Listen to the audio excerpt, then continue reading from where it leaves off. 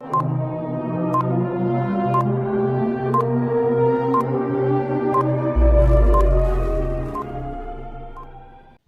Guys, आप सबों के बीच आज उपस्थित हूँ एक बेहतरीन टॉपिक के साथ। और आज का टॉपिक है प्राचीन भारत से गौतम बुद्ध एवं बौद्ध धर्म से संबंधित।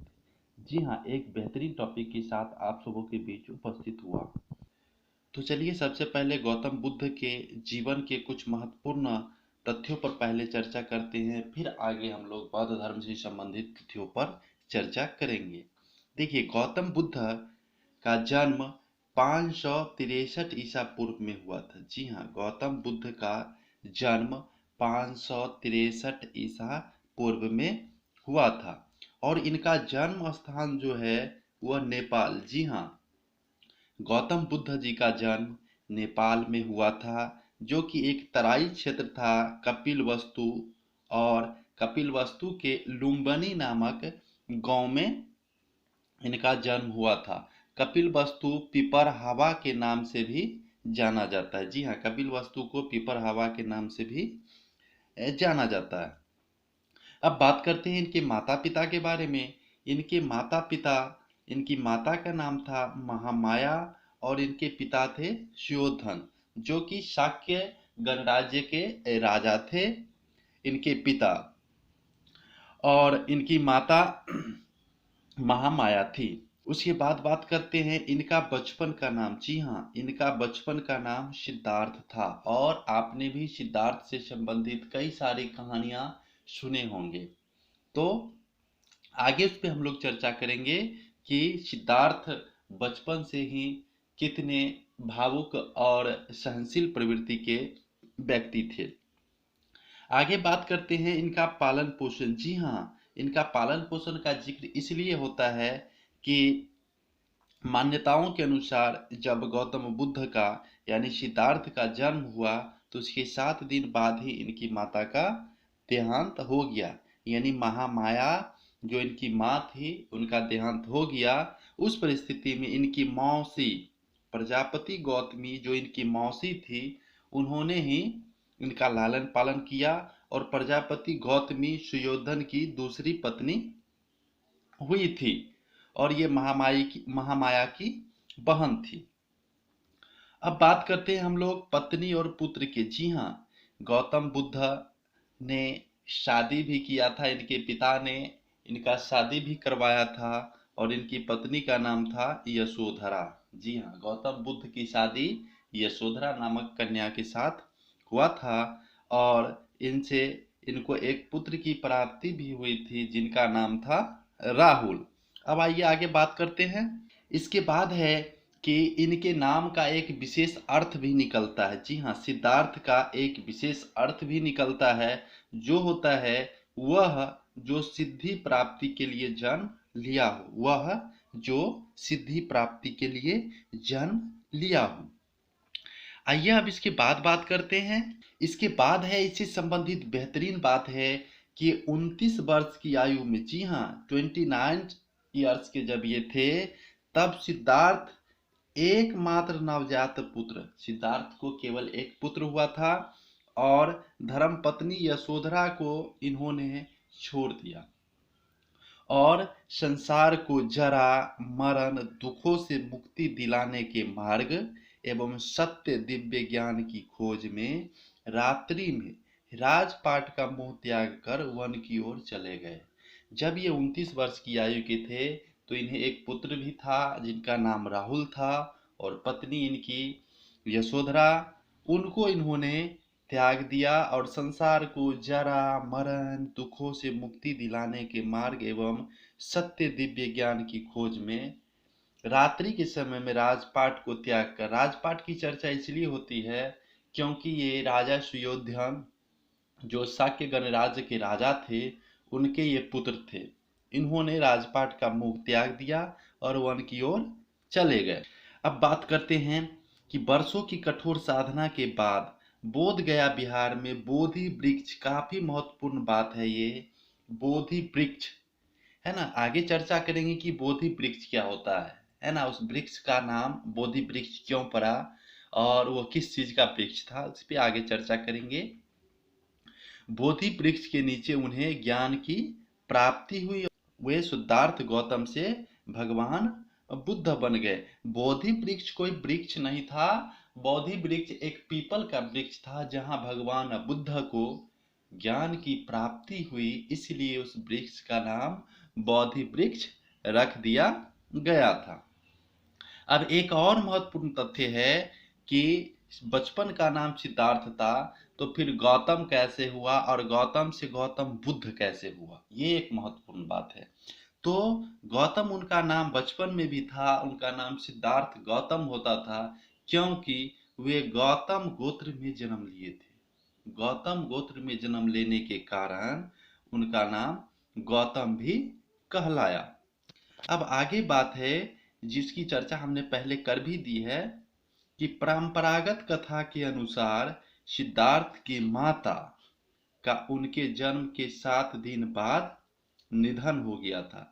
क्या हुआ था? परंपरागत कथा के अनुसार सिद्धार्थ की माता का उनके जन्म के 7 दिन बाद निधन हो गया था और यही कारण था कि उनकी मौसी महाप्रजापति गौतमी ने इनका लालन पालन किया था। अब आइए आगे बात करते हैं। देखिए, इसी कड़ी में जब हम सिद्धार्थ गौतम के बचपन की बातों को रखते हैं तो इससे पता चलता है कि उनके बचपन काल में ही यह इंगित हो गया था कि ये कोई साधारण बालक नहीं है, ये देश और दुनिया को एक नई दिशा देने की कला इनमें समाहित है।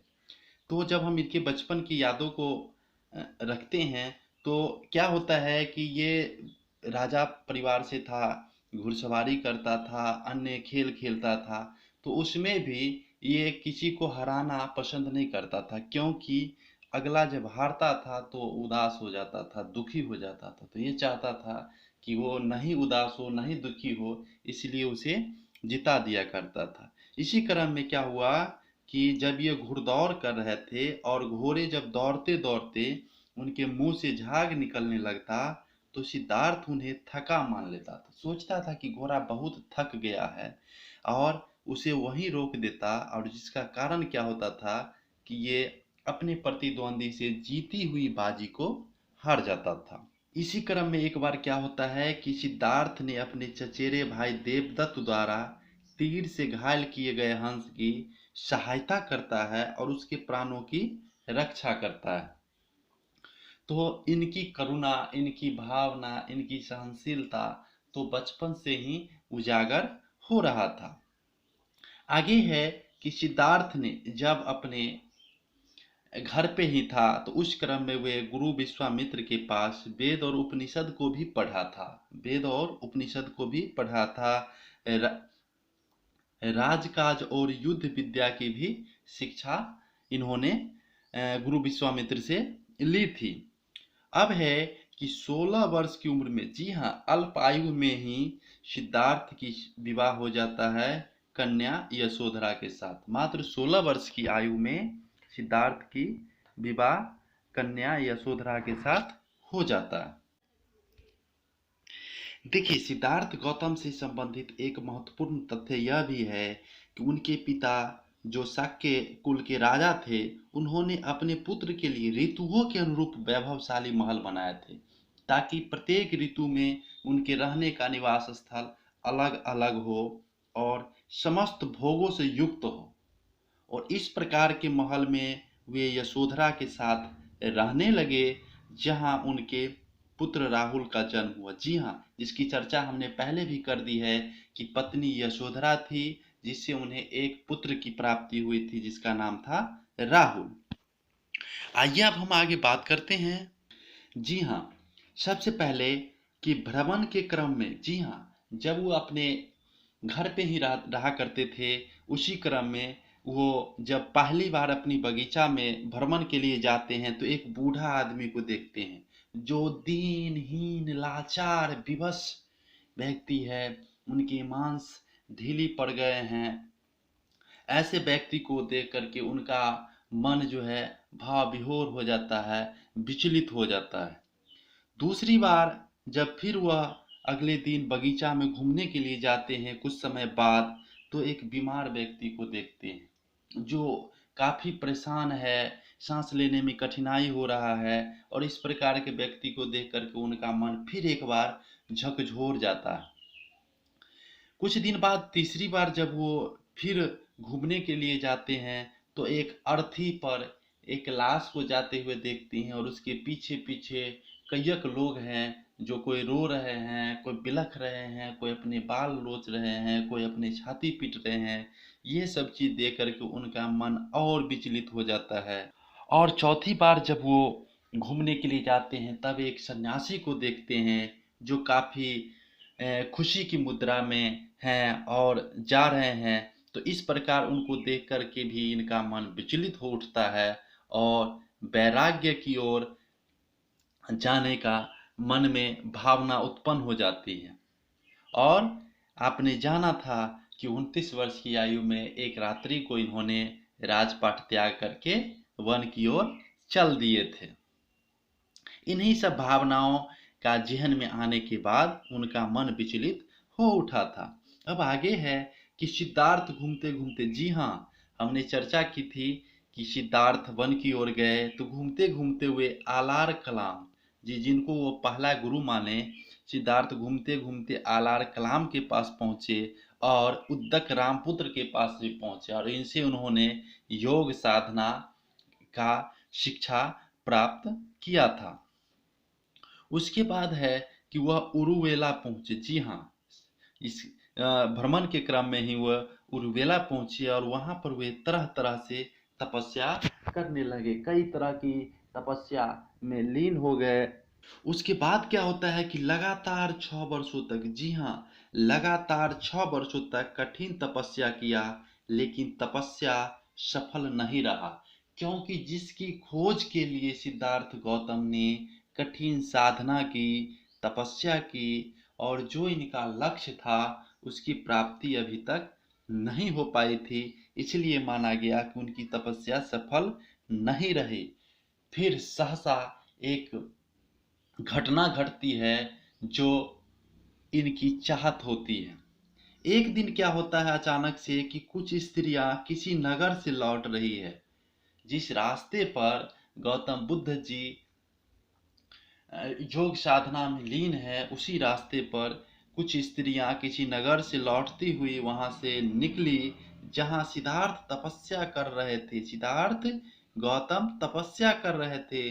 उनका एक गीत, और गीत था, वीणा के तारों को ढीला मत छोड़ दो।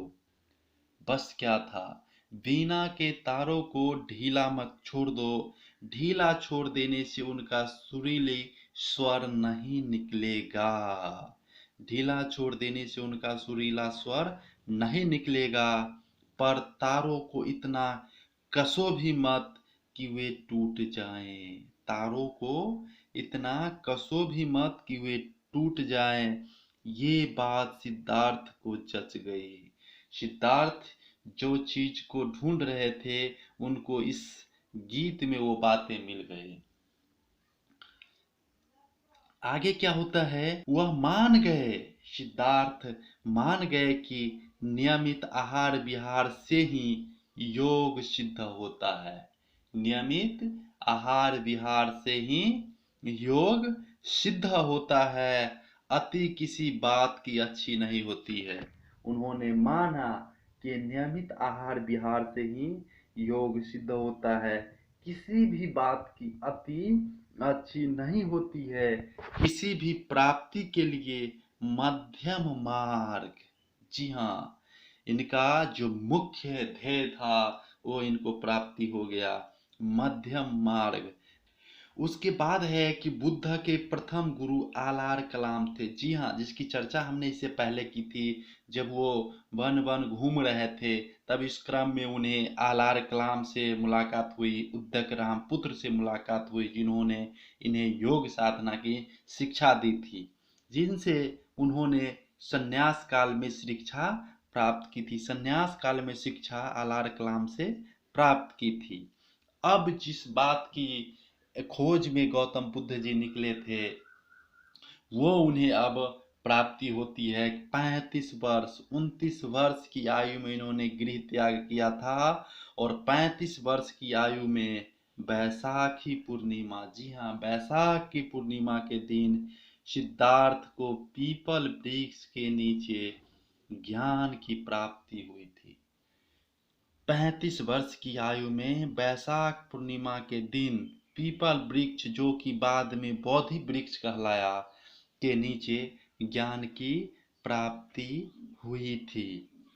बुद्ध ने बोध गया में निरंजना नदी के तट पर कठोर तपस्या की थी। जी हाँ, बुद्ध ने निरंजना नदी के तट पर बोध गया में पीपल वृक्ष के नीचे तपस्या की थी। वो पीपल वृक्ष बाद में बोधि वृक्ष के नाम से जाना गया। अब क्या होता है, एक और घटना इस तपस्या के क्रम में गौतम बुद्ध या कहे कि सिद्धार्थ गौतम के साथ घटित होती है, और वह है कि उसी नगर में सुजाता नाम की एक लड़की या कहें कि एक महिला रहती थी, जिन्होंने पीपल के वृक्ष से मन्नत मांगी थी कि हमें यदि पुत्र की प्राप्ति होती है तब हम आपको खीर का भेंट चढ़ाएंगे। और क्या होता है कि उस सुजाता को पुत्र की प्राप्ति होती है, और जब वो उस पीपल वृक्ष के पास खीर लेकर के आती है तो यहाँ पहले से योग साधना में लीन सिद्धार्थ गौतम बैठे हुए थे। अब सुजाता को लगा कि ये शायद साक्षात मेरा भेंट स्वीकार करने के लिए वृक्ष देवता बैठ गए हैं, और उन्होंने सुजाता ने बड़े भाव से बड़े हृदय से गौतम बुद्ध को आगे में खीर प्रस्तुत किया और उन्हें सहृदय स्वीकार करने को कहा। और इससे पहले गौतम बुद्ध की भी चेतना जग उठी थी कि मध्य मार्ग सही होता है, किसी चीज का अति अच्छा नहीं होता है, नियमित आहार विहार से ही योग साधना संभव है। और इन्होंने इस प्रकार सुजाता नामक लड़की के हाथों से खीर खाकर उपवास तोड़ा। सुजाता के हाथों से खीर खाकर के इन्होंने उपवास तोड़ा। इसके बाद कुछ महत्वपूर्ण तथ्य इस प्रकार है कि बुद्ध से संबंधित महत्वपूर्ण घटना एवं प्रतीक। जी हाँ, बुद्ध से संबंधित महत्वपूर्ण घटना एवं उसके प्रतीक क्या है। तो हाथी, जी हाँ, हाथी को क्या माना गया, तो हाथी को माना गया माता के गर्भ में आना। ये गौतम बुद्ध के जीवन से संबंधित प्रतीक है कि हाथी माता के गर्भ में आने का प्रतीक था। उसके बाद है कमल, कमल का फूल, ये था बुद्ध का जन्म। जी हाँ, कमल का फूल जो था ये था बुद्ध का जन्म। उसके बाद है घोड़ा। जी हाँ, घोड़ा इनका था गृह त्याग, घोड़ा गृह त्याग से संबंधित था। ये बहुत महत्वपूर्ण है, इससे संबंधित परीक्षाओं में बार बार प्रश्न पूछे जाते हैं। उसके बाद है बोधि वृक्ष। जी हाँ, बोधि वृक्ष ये था ज्ञान की प्राप्ति, जो अभी हम लोग चर्चा भी किए थे। बोधि वृक्ष जो कि पीपल का वृक्ष था, वो इनकी ज्ञान प्राप्ति से संबंधित है। उसके बाद है धर्म चक्र प्रवर्तन, जिसकी आगे चर्चा करेंगे। धर्म चक्र प्रवर्तन ये इनका प्रथम उपदेश था। उसके बाद है भूमि स्पर्श। जी हाँ, भूमि स्पर्श ये था इनका इंद्रियों पर विजय। भूमि स्पर्श से जो प्रतीक था वह था इंद्रियों पर विजय। उसके बाद है एक करवट सोना। जी हाँ, एक करवट सोना, और ये था महापरिनिर्वाण। महापरिनिर्वाण जो आगे चर्चा करेंगे, ये था जब गौतम बुद्ध का 80 वर्ष की आयु में देहांत हो गया तो उसको महापरिनिर्वाण का नाम दिया गया था। आइए उसके बाद बात करते हैं बुद्ध के गृह त्याग का प्रतीक घोड़ा माना जाता है। उनके घोड़े का नाम कथंक था। क्या नाम था, तो इनके घोड़े का नाम कथंक था एवं सारथी का नाम चन्ना था। सिद्धार्थ गौतम जो कि बाद में गौतम बुद्ध कहलाए, भगवान बुद्ध कहलाए, उनके घोड़े का नाम कथंक और सारथी का नाम चन्ना था। उसके बाद है कि बुद्ध ने पहला प्रवचन, जी हाँ, बुद्ध ने अपना पहला उपदेश ऋषि पत्तन, जी हाँ, ऋषि पत्तन सारनाथ, जी हाँ, ऋषि पत्तन सारनाथ में 5 ब्राह्मणों को दिया था। 5 ब्राह्मणों को गौतम बुद्ध ने पहला उपदेश ऋषि पत्तन सारनाथ में दिया था, जो धर्म चक्र परिवर्तन कहलाया। उसके बाद है कि आनंद, जी हाँ, आनंद बुद्ध का सबसे प्रिय शिष्य था।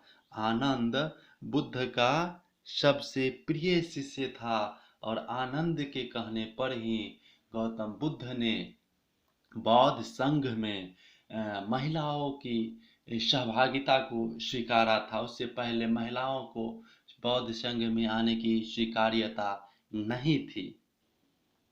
महाप्रजापति गौतमी, जी हाँ, महाप्रजापति गौतमी को सर्वप्रथम बौद्ध संघ में प्रवेश मिला और भगवान बुद्ध ने सबसे पहले महाप्रजापति गौतमी, जो कि इनकी मौसी थी, उनको बौद्ध संघ में सबसे पहले प्रवेश मिला था।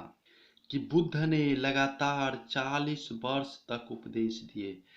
वर्षा ऋतु को छोड़ करके बुद्ध ने लगातार 40 वर्ष तक उपदेश दिए और सर्वाधिक उपदेश इन्होंने जो दिया वो था श्रावस्ती में। सबसे ज़्यादा उपदेश इन्होंने श्रावस्ती में दिया था। आगे जब हम लोग बात करते हैं तो इनके महापरिनिर्वाण से संबंधित कुछ बातें हैं कि 80 वर्ष की आयु में 483 ईसा पूर्व में इनका देहांत होता है।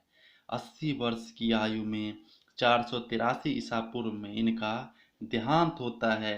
चुंद नामक कर्मकार, जी हाँ, चुंद नामक कर्मकार के हाथों से खाना खाने पर कुशीनगर उत्तर प्रदेश में इनका देहांत होता है। यह घटना परिनिर्वाण या कहे तो महापरिनिर्वाण कहलाया।